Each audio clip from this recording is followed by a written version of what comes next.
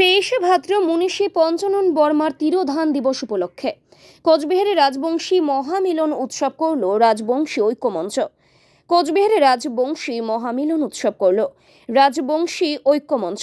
সোমবার সকাল কোচবিহার শহরের রাসমেলা ময়দানে একত্রিত হয় রাজবংশী ঐক্য মঞ্চের সদস্যরা এবং ওই এলাকায় উপস্থিত মনীষী পঞ্চানন বর্মার মূর্তিতে মাল্যদান করে তারা।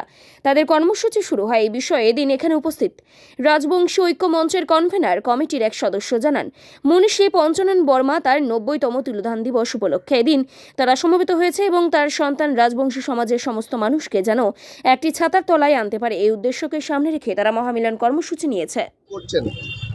আজকে আমরা এখানে মনীষী পঞ্চানন বর্মা উত্তরবঙ্গের তথা সমগ্র ভারতবর্ষের তথা বিশ্বের একজন প্রথিতযশা মনীষী, তার 90তম তিরোধান দিবস উপলক্ষে এখানে সমবেত হয়েছি।